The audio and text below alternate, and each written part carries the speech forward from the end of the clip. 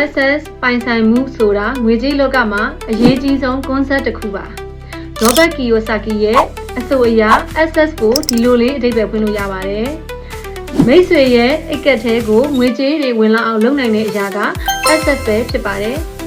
လွယ်ကူကူပြောရရင် access တစ်ခုပိုင်ဆိုင်ထားရင်မိတ်ဆွေဘာမှမလုပ်ဘဲနေရင်တောင်မိတ်ဆွေအတွက်အဲ့ဒီပစ္စည်းကနေ income တွေထုတ်ပေးနေမှာပါနံပါတ်1ကိုယ်တိုင်ဝယ်ယူထားတဲ့အိမ်တိုက်ခန်းမြေခွက်တွေကိုတခြားသူတဦးကိုငှားရမ်းခြင်းမှာလစဉ်ငှားရမ်းကားတွေရရှိနေတာနံပါတ်2သတ်မှတ်အချိန်ကာလရောက်တိုင်းရရှိလာသောအမျက်ဝေစုတစ်ပိုက်တန်နံပါတ်3ကိုယ်ပိုင်စီးပွားရေးမှာရရှိလာသောအမျက်ငွေနံပါတ်4စာအုပ်မူပိုင်ခွင့်သချင်းမူပိုင်ခွင့်မှာရရှိသောမူပိုင်ခွင့်ကြေးဒါတွေအားလုံးက access ကနေမှရရှိလာတဲ့ဝင်ငွေတွေပဲဖြစ်ပါတယ်ကဲအခုမိတ်ဆွေကိုယ်တိုင် access ကိုတည်ဆောက်ဖို့အစပြုနေပြီဆိုရင်မိတ်ဆွေကတိုးပွားတစ်ထက်တိုးပွားပြီးပြည့်စုံကြွယ်ဝလိုတရဘဝကိုပိုင်ဆိုင်နိုင်ကြပါစေရှင်အားလုံးပဲတက်တာပါ